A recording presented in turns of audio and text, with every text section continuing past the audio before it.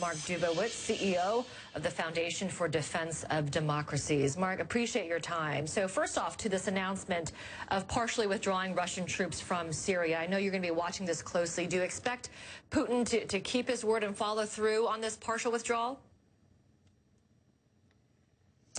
I think Putin will probably do a partial withdrawal, but he will always keep an eye on developments in Syria and will probably rotate Russian troops back in if need be. But the reality is that Putin, the Iranians, and Assad have won. And President Obama had predicted that Putin would be trapped in a Syrian quagmire. And unfortunately, Putin has used Russian air power, Iranian and Hezbollah troops to take back Syria on behalf of Bashar Assad and his murderous regime. Propping him up. So the big picture here, because Putin's been on this tour of the Middle East. He visited Syria, Egypt, and now he's in Turkey. And obviously, optically, this kind of highlights and underscores Russia's influence in the Middle East region. What is the overall goal for Putin with this trip? Well, Putin is demonstrating that he's back in the Middle East. I mean, it was in 1973 when the Egyptians threw the Soviets out of Egypt. And now, all these years back later, Putin is back in Cairo. The Russians are establishing an air base there. They're going to be able to get rights to fly their planes over Egyptian airspace.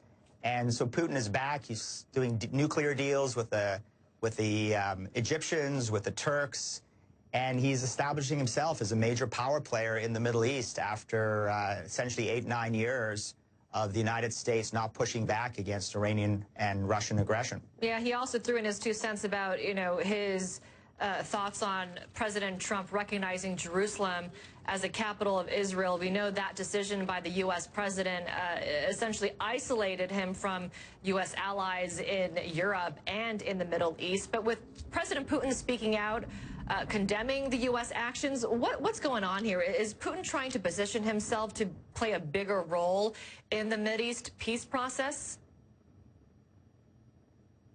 Well, it's ludicrous, actually, because Vladimir Putin and Russia actually recognized Jerusalem as Israel capital before the United States and before the Trump announcement. In fact, it happened a number of months ago. So what Putin has done is basically he's taking advantage of the recent decision, hypocritically, of course, but he's also trying to establish himself as a major power player who's got good relationships with the Arabs, good relationships with the Iranians and with the Israelis.